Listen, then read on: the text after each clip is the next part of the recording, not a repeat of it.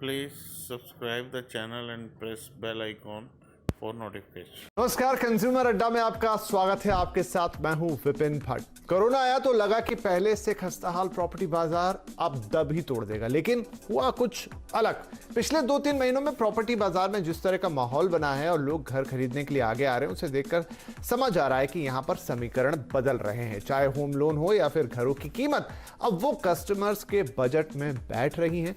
तो क्या आपके लिए भी अब ये अपने घर का सपना पूरा करने का राइट टाइम है? इसी पर आज हो रही है चर्चा, जिसमें हमारे साथ शामिल हो रहे हैं नाइट फ्रैंक इंडिया के ईडी गुलाम जिया साहब और एनारॉक के president capital markets Mohammad Aslam sahab. आप दोनों का ही बहुत बहुत स्वागत है और आप दोनों ही हमारे जाने माने प्रॉपर्टी गुरुज हैं, लेकिन एक फॉर्मल इंट्रोडक्शन जो देना था वो मैंने दे दिया।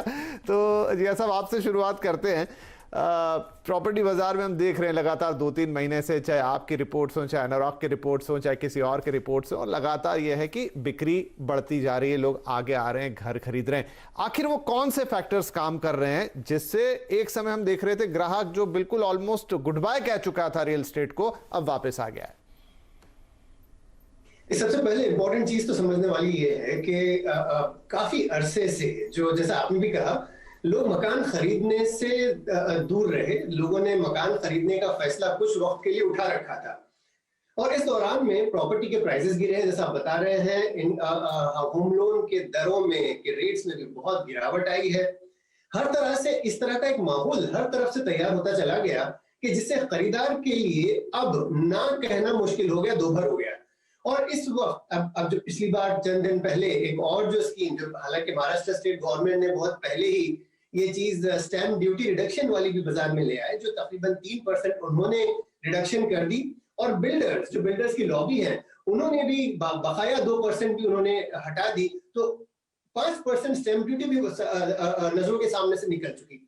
अब तो कोई ऐसा कारण नहीं बचा खरीदार के लिए अब जिसके पीछे छुपकर खरीदारी का डिसीजन और कुछ वक्त के लिए पोस्टपोन किया जाए। तो अगर आप देखें, जो तकरीबन सितंबर में हमने देखना शुरू किया था, जब महाराष्ट्र गवर्नमेंट ने स्टैम्प ड्यूटी के रेट्स गिराना शुरू किए, हालांकि उस वक्त पितृपक्ष का मौका चल रहा था, जहां पर उमूमन लोग मकान खरीदने से दूर रहते हैं। इवन उस दौरान हमने उस कदर उठान देखी रेट्स में, खरीदारी में और ट्रांजैक्शन वॉल्यूम्स में, कि इसको देखकर हमें लगा कि अब जो फेस्टिव सीजन आ रहा है पिछले सीजन से बहुत अलग होगा। और वो चीज दिवाली, दशहरा, इसमें पूरी तरह से हमारे सामने आ गई है कि अब लोग खरीदने से हिचकिचा नहीं रहे हैं। तो अगर आप सेंटिमेंट्स को देखें, मकान खरीदने में सेंटिमेंट्स भी एक बहुत बहुत इंपॉर्टेंट रोल, महत्वपूर्ण रोल अदा करते हैं।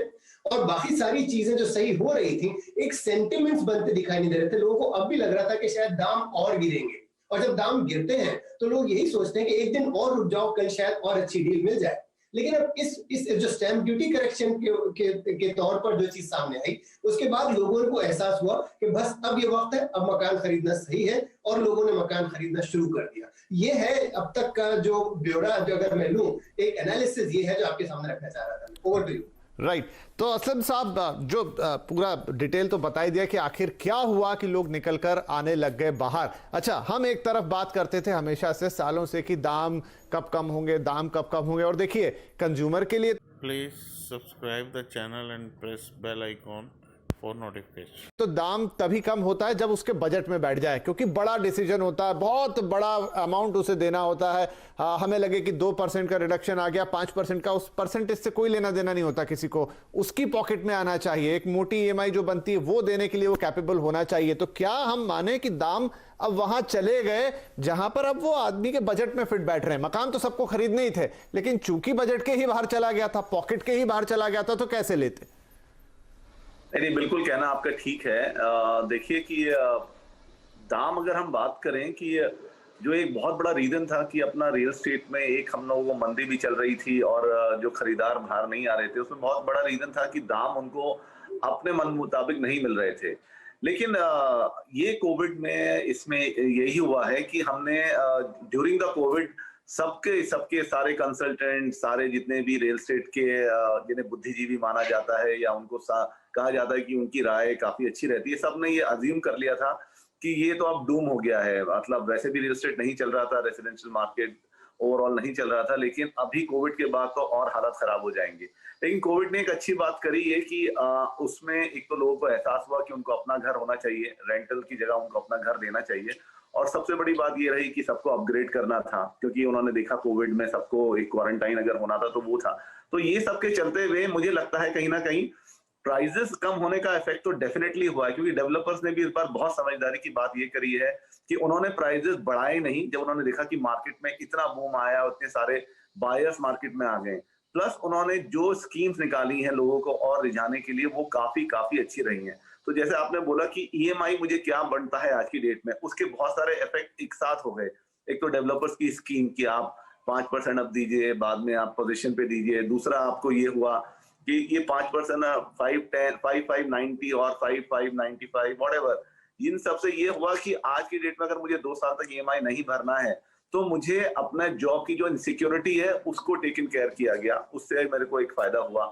सेकेंडली, डेवलपर्स ने भी काफी डिस्काउंट्स वगैरह मार्केट में निकाले। थर्डली, आपका स्टैम्प ड्यूटी कम हो गया, जैसे दिया साहब ने बताया। फोर्थली, ये जो पेंट अप डिमांड था, जहां लोगों को एक हिचक थी कि मैं आज नहीं तो कल खरीदूं, जैसे दिया साहब ने ये भी बात बोली, लेकिन ये कोविड ने उनको उस अपने एक बजट में जीना सिखा दिया है। आपके देखिएगा कि आपके जॉब्स कट हुए हैं, आपकी सैलरी कट्स हुई हैं, लेकिन उसके बाद भी लोगों ने घर खरीदे, क्योंकि उन्होंने एक चीज डिसाइड कर ली कि अब मेरी जो फिजूल खर्ची थी या मैं कहीं और पैसा खर्च कर रहा था उससे बेहतर है, या मैं कहीं और सेविंग भी कर रहा था, लेकिन उससे बेहतर यह है कि अब मेरा घर अपने पास होना चाहिए, मेरा घर मैं ले सकता हूं। तो मुझे लगता है प्राइजेस इतने कम नहीं हुए हैं, लेकिन ये सारे फैक्टर्स ने मिलकर इस चीज को बहुत बढ़ावा दिया है, और उसके चलते ही हम ये देख रहे हैं कि लोगों की सैलरी, जहां तक हम बात करें कि कट हुई है, लोगों के बजट्स कम हो गए, लेकिन फिर भी उन्होंने थोड़ा सा एक्सटेंड करके अपने आप को, अपनी सेविंग्स दूसरी जगह से हटा के घरों में लगाई है, और इसलिए घर बिक रहे हैं। राइट। तो अब यह है कि क्या आपको घर खरीद लेना चाहिए? क्या आपके लिए भी वही मौका बन रहा है जो दूसरों के हम देख रहे हैं, जो दूसरे निकल के घर खरीद रहे हैं? ये क्योंकि बहुत इंडिविजुअल डिसीजन है। गुलाम साहब, तो कोई ये डिसीजन कैसे ले, परफेक्टली कैसे ले? बहुत सारे लोगों के मन में कंफ्यूजन अभी भी है कि क्या मुझे निकलना चाहिए, क्या मुझे खरीदना चाहिए, किस तरीके का लूं, रेडी लूं या अंडर कंस्ट्रक्शन में तो भाव बहुत ही अट्रैक्टिव लग रहा है वहां ले लूं? कैसे डिसीजन पे आगे बढ़े? नहीं, सबसे पहले कि आपने जैसे कहा, बिल्कुल इंडिपेंडेंट और इंडिविजुअल सिचुएशन हर खरीदार के लिए बनेगी, और उस चीज में एक one size fit for all kind of an answer तो बहुत बहुत ही मुश्किल है। लेकिन फिर भी अगर मैं ये सोचूं कि मुझे आज मकान खरीदना है, तो सबसे पहले तो मुझे अपने बजट पर नजर डालनी होगी, क्या मैं इस कदर amount Please subscribe the channel and press bell icon for notification. एक तरफ रख सकता हूं जो अगले चंद सालों में, चाहे वो ईएमआई के तौर पर हो, या अगर मैंने मेरी सारी सेविंग्स आज तोड़कर उसको मकान में लगाना है, तो उसके एवज में क्या चीजें हैं। क्या मैंने अगर अपने बच्चों के एजुकेशन के लिए कोई फंड साइड में हटा रखा था, या इस प्रकार के और कोई मेडिकल हेल्थ केयर रिक्वायरमेंट्स के लिए हटा रखा था, वो सारी चीजें आज हमें सामने दिखाई देनी जरूरी है कि अगर हम मकान खरीदने का फैसला ले रहे हैं। जैसा आपने बताया, ये शायद जिंदगी में एक बार ये फैसला लिया जाता है, तकरीबन तमाम लोगों के लिए। I am sure second home वाले के कॉन्सेप्ट अब जोर पकड़ रहे हैं, लेकिन फिर भी मेजॉरिटी के लिए ये जिंदगी में एक मौका है, और उस एक मौके के लिए अगर आप एक्सटर्नल फैक्टर्स की बात करें, अगर आपके बजट सही बैठ रहे हैं, आपके आंकड़े सही लग रहे हैं, तो फिर आपको एक्सटर्नल एनवायरनमेंट देखना होगा। और एक्सटर्नल एनवायरनमेंट में सबसे पहली चीज तो हम इस बात पर एक्सेप्ट कर लें, इस चीज को कबूल कर लें कि भाई अब मकान के दाम इतने ज्यादा नहीं गिरेंगे। मुमकिन है कहीं कुछ प्रोजेक्ट्स में पर किसी कारण से अगर डेवलपर को कोई तकलीफ हो, कोई तंगी हो, मकान बिकने की दर का रेट अगर अच्छा ना हो, तो शायद वहां पर फिर भी कोई स्कोप हो भाव कम होने के। लेकिन ऑन एन एवरेज ये मौका आ गया है कि अब इसके आगे मकान के भाव इतने नहीं गिरेंगे जितने पिछले 3-4 साल में गिरते हुए दिखाई दिए हैं। अंदाजन 15 से 20% की ऑल ओवर द कंट्री, सारे हिंदुस्तान में तकरीबन 15 से 20% के मकानों के दर गिर चुके हैं ऑन एन एवरेज। कुछ जगहों पर इससे ज्यादा है, कुछ पर इससे कम है। तो अगर आपको पहली चीज वो देखनी है कि रेट और जो अब अगला सवाल जो कॉम्पोजिशन का है, अगर शायद कुछ लोग बड़े मकान की बात कर रहे हैं, वर्क फ्रॉम होम और वो सारी चीजें आ रही हैं, वर्क फ्रॉम होम के बारे में मेरा शायद थोड़ा सा अलग एक विचार है कि एक चीज है, शायद वैक्सीनेशन आज फाइजर हमारे कंट्री के डोर नॉक कर रहा है, कल शायद और भी कुल आ जाएंगे। तो ये जो वर्क फ्रॉम होम का कॉन्सेप्ट है, अगर वो लंबा चलता है तो अलग बात है, लेकिन ओवरऑल इस चीज पर सहमति अब भी नहीं बनी है कि वर्क फ्रॉम होम के कारण आपको एक एक्स्ट्रा बेडरूम लेना पड़े। तो अगर आप वो सोच रहे हैं और उसके कारण सिर्फ आपका मकान आपके बजट से बाहर जा रहा है, तो मेरा ख्याल है सही समय है सोच लें कि शायद वर्क फ्रॉम होम ये अगले चंद सालों तक नहीं चलेगा। हो सकता है अगले चंद 6 महीनों के बाद हम पलट कर देखें और हम सोचें कि शायद हमने एक छोटा भी मकान लिया होता तो हमारे लिए सही होता। तो ओवर स्ट्रेच ना करते हुए सही जो आपको साइज लगता है, सही बजट में बैठ रहा है, उसको उसके ऊपर फैसला ले लें। और अब चूंकि होम लोन्स के भी रेट्स मेरा ख्याल है आज हिस्टोरिकली सबसे lower most home loan rate चल रहे हैं। कुछ लोकेशंस पर स्टैंप ड्यूटीज, अगर मैं मुंबई और पूना की बात करूं, इस महीने में अगर आप ले रहे हैं तो आपको कोई स्टैंप ड्यूटी नहीं देनी है। अगले महीने से जनवरी से शायद और कम हो जाए, जो उन्होंने जो डिस्काउंट दिया वो डिस्काउंट कम हो जाए, तो स्टैंप ड्यूटी में भी शायद कुछ जनवरी से आपको एक्स्ट्रा पे करना पड़े। तो अगर आपके बाकी सारे आंकड़े जगह पर बैठ रहे हैं, आपका बजट सही है, तो प्लीज गो अहेड। लोकेशंस के बारे में कहना चाहूंगा कि कुछ लोकेशंस है जो फिल वक्त आपको थोड़ी दूर लग रही हैं, लेकिन उसके बारे में भी आपको थोड़ा सा लॉन्ग टर्म व्यू लेना जरूरी बनता है कि अगर मेट्रोज वगैरह जो मुंबई जैसे शहर में या इवन तकरीबन हर शहर में आज अच्छे शहरों में मेट्रोज वगैरह बन रहे हैं, तो अगर आपको मकान एग्जिस्टिंग लोकेशन से थोड़ा सा भी बाहर होता हुआ दिखाई दे रहा है तो उस पर झिझकना सही नहीं है, खरीद लें।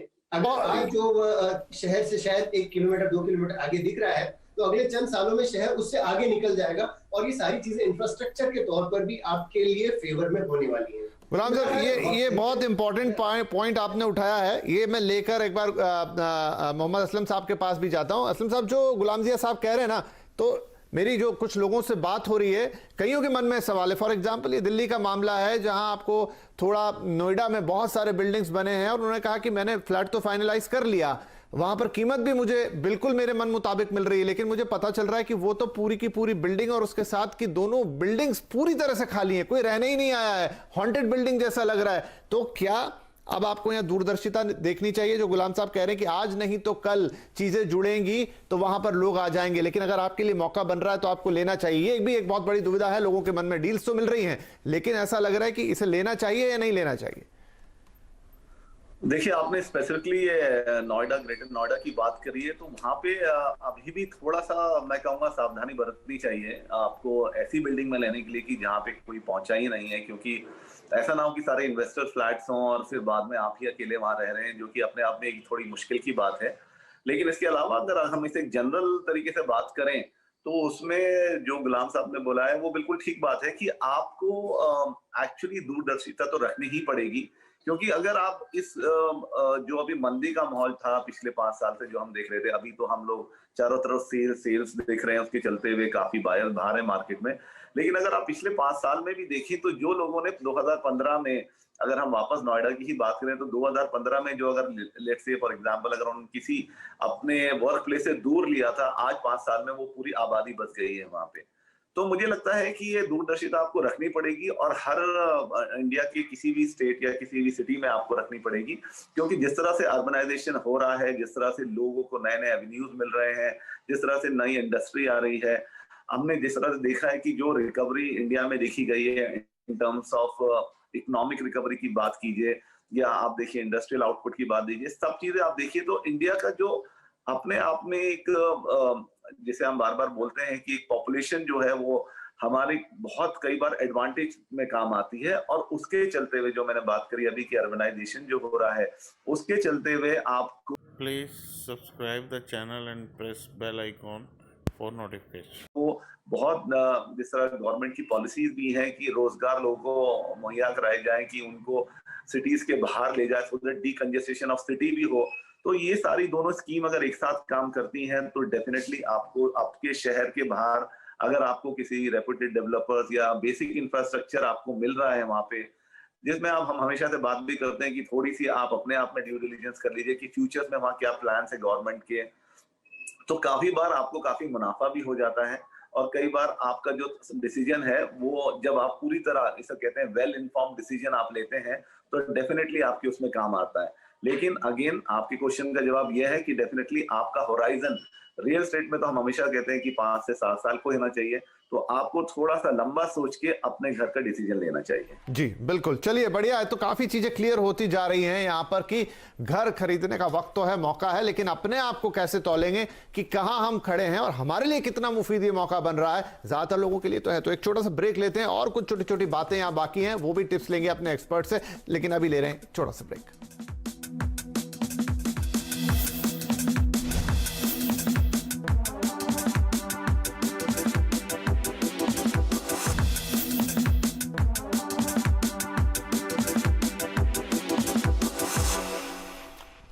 Welcome back. आप देख रहे हैं कंज्यूमर अड्डा और आज हम कह रहे हैं कि घर खरीदने का क्या ये राइट टाइम है। काफी लोग निकल रहे हैं घर खरीदने के लिए, लेकिन आपका इंडिविजुअल फैसला होगा। इंटरेस्ट रेट हिस्टोरिकल लो पर हैं, कीमतें आपके मन मुताबिक हो रही हैं, डील्स अच्छी मिल रही हैं, फ्लेक्सिबल प्लान्स मिल रहे हैं, तो क्या घर खरीद लेना चाहिए। तो इसी पर कुछ और बातचीत हो जाए। जिया साहब, एक और चीज की अभी जो सरकार और आपको राहत दी, और वो ये कि जो आपकी सर्किल रेट है और एग्रीमेंट वैल्यू में जो पहले डिफरेंस 10% का होता था टैक्सेबल, अब उसे बढ़ाकर 20% कर दिया गया। बहुत सारे डेवलपर जब डील करते थे तो बोलते थे इससे ज्यादा कम करने में हमारे लिए दिक्कत है, लेकिन क्या अब आप और थोड़ा सा निगोशिएट कर सकते हैं? 20% तक जा सकती है बातें। खतरा एक डेंजर सा रहा है हमेशा से, क्योंकि इनकम टैक्स अथॉरिटीज उस चीज को कैश ट्रांजैक्शन या डाउटफुल ट्रांजैक्शन की नजरों से देखा करते रहे हमेशा से। और वो अंतर नॉर्मली स्टेट गवर्नमेंट्स की जिम्मेदारी है कि वो सर्कल रेट या रेडी रेकनर वैल्यूज या जो कुछ भी टर्म है उसे सही वक्त पर बदले रहें, ताकि जो मार्केट की रियलिटीज है वो उसमें जाहिर होती रहे। लेकिन अगर वो नहीं होता है, और उसको भी नहीं होने का कारण स्टेट गवर्नमेंट्स के लिए भी सामने वाली बात है कि वो चाहते हैं कि उनके रेवेन्यू जो स्टैम्प ड्यूटी कलेक्शन से आ रहे हैं वो घटे ना, और इस कारण से वो रेडी रेकनर रेट्स बहुत जल्दी घटाते नहीं है। और वो अंतर अगर बड़ा होता चला जाए तो खरीदार और डेवलपर दोनों के सर पर ये तलवार लटकी रहती है कि कल को इनकम टैक्स अथॉरिटीज आपके सामने सवाल खड़ा कर सकते हैं कि आपने कुछ ना कुछ कैश ट्रांजैक्शन किया है और बाकी के पैसे पैरेलल इकोनॉमी में यहाँ वहां खो गए। अब इस खतरे की वजह से बहुत से लोग उस डील को करने से कतराते हैं कि जहां पर मार्केट वैल्यू और आपके ट्रांजैक्शन वैल्यू में बहुत बड़ा अंतर हो। अब चूंकि सेंट्रल गवर्नमेंट ने इनकम टैक्स को ये क्लियर इंस्ट्रक्शन दे दिया है कि 20% तक अगर कोई डिफरेंस दिखाई देता है तो वो वो एक्सेप्टेबल है, और उसके लिए उन लोगों के पीछे ना दौड़े जिन्होंने इस तरह का कोई ट्रांजैक्शन किया हो। तो ये एक बहुत बड़ी राहत है। डेवलपर्स हमेशा, जैसा आपने बताया, डेवलपर हमेशा से ये कहते चले आए हैं, सेंट्रल गवर्नमेंट के डोर्स नॉक करते हैं, स्टेट गवर्नमेंट के पीछे दौड़ते हैं कि भाई इसे सही किया जाए, वक्त पे सही करते रहना जरूरी है। ये जो फैसला अब लिया गया है चंद दिनों पहले कि आप 20% तक के अगर अंतर है तो उसमें आपको घबराने की कोई आवश्यकता नहीं है। इनकम टैक्स के लोग आपको परेशान नहीं करेंगे, और ये एक बहुत बड़ा कंफर्ट है जो खरीदार और बिल्डर दोनों के लिए इंपॉर्टेंट है। और उस कारण से भी अगर हम कह रहे हैं कि पिछले 2 महीनों में इतनी सारी जो डील्स हुई हैं, जहां बहुत सारे कारण हमने एक के बाद एक दिगरे हमने बताए चले गए हैं, उसमें ये एक बहुत बड़ा कारण बनकर सामने आया है कि लोगों को वो कंफर्ट मिला है, लोगों को वो एक कन्विक्शन मिला है कि हमें अब घबराने की कोई जरूरत नहीं है, इनकम टैक्स अथॉरिटी हमें परेशान नहीं करेगी, हम ये डील आज कर सकते हैं। ये बहुत इंपॉर्टेंट डिसीजन रहा है और इससे घर खरीदने के डिसीजन को भी बल मिलता है। असलम साहब, तो अब अगर आप जा रहे हैं घर खरीदने के लिए तो किस हद तक आप निगोशिएट कर सकते हैं? एक बात तो ये भी है कि आप कितना करें, आपको क्या प्राइस होगा जो आपको लगेगा कि हाँ ये मेरे ब्रैकेट में सही बैठता है, और दूसरा कि आप अगर अंडर कंस्ट्रक्शन में इस समय कई तरह के अट्रैक्टिव प्लान्स आ रहे हैं,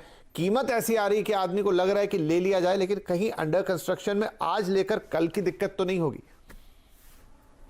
देखिए, पहला सवाल का जवाब यही है कि आपका जो प्राइस है, जैसे बोला जाता है कि आप इसे मार्केट नहीं कर सकते या आप इसे टाइम नहीं कर सकते, जो आपका मार्केट में सेंटिमेंट्स है या क्या है, आपको देखना है कि अगर आपके बजट के हिसाब से या आपके बजट के हिसाब से अगर आपको मिल रहा है, आपको प्रॉपर्टी जो आपको चाहिए था और जो आपके सारे पैरामीटर्स में फिट बैठता है, तो डेफिनेटली आई थिंक इससे अच्छा मौका आपको नहीं मिलेगा।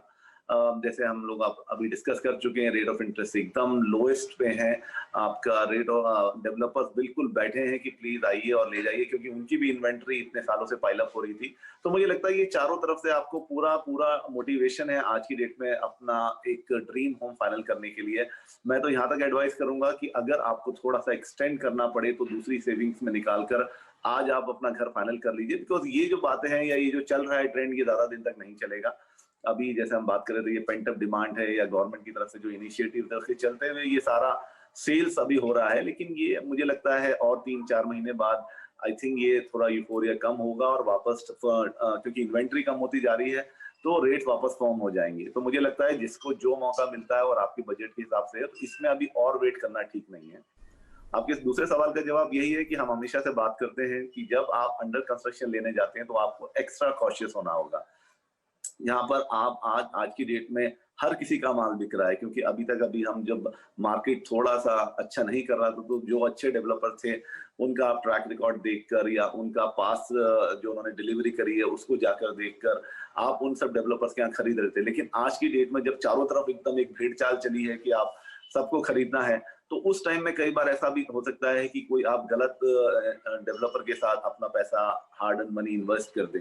तो उसके लिए तरीका यही है कि आपको थोड़ा ज्यादा कॉशियस रहना है जब आप अंडर कंस्ट्रक्शन के लिए जा रहे हैं। प्रॉपर्टी रेडी है तो कोई प्रॉब्लम नहीं है, आप उसके सारे डॉक्यूमेंट चेक कर सकते हैं, लेकिन अंडर कंस्ट्रक्शन प्रॉपर्टी में आपको थोड़ा एक्स्ट्रा कॉशियस होना होगा। डेवलपर का ट्रैक रिकॉर्ड देखना पड़ेगा, उस लोकेशन को देखना पड़ेगा जहां आपको प्रॉपर्टी मिल रही है कि वहां पे बाकी जो गवर्नमेंट की तरफ से बेसिक इंफ्रास्ट्रक्चर है वो ऑलरेडी आ चुका है या नहीं, या आने वाला है तो उसकी क्या टाइमलाइंस है। दूसरा सबसे अच्छा तरीका यह है, अगर आपको ड्यू डिलिजेंस करना है, या तो आप एक लॉयर को हायर कीजिए जो आपको 5-10 हजार में पूरा उसके डेवलपर का एग्रीमेंट पढ़ के आपको बता, या फिर आपको लास्टली किसी बैंक से लोन लेंगे, किसी अच्छे बैंक से, तो वो आपके लिए ड्यू डिलिजेंस कर देगा। शानदार टिप्स हैं, बढ़िया टिप्स है, क्योंकि समय मेरा समाप्त हो रहा है इसलिए मुझे आपको बीच में रोकना पड़ा। लेकिन ये सारी बातें अगर आप ध्यान रख लें, और हाँ, अंडर कंस्ट्रक्शन से हमेशा खरीदने में बुराई नहीं है, डील अच्छी मिल रही है तो लेना भी चाहिए अगर आपके पास 3-4 साल का वक्त है। लेकिन जो बातें यहां बताई और रेरा का भी सहारा, क्योंकि ऐसा ना हो कि अभी जो बूम चल रहा है उसमें आप भी जाएं और बाद में पछताएं और फिर दिक्कत हो। और हां, बाकी आपके लिए वक्त बड़ा मुफीद आ चुका है, सारी चीजें आपके जो सर्किल है जिसके अंदर आपको सोच के वो डिसीजन लेना है उसमें बैठ रही हैं। हाँ, इंडिविजुअल फैसला जरूर होता है, लेकिन मोटे तौर पे सबके लिए एक बढ़िया मौका बन पड़ रहा है। तो गुलाम जिया साहब, मोहम्मद असलम साहब, बहुत शुक्रिया आपका आने के लिए और आज हमारे दर्शकों को ये पूरा सिचुएशन एक्सप्लेन करने के लिए। नमस्कार।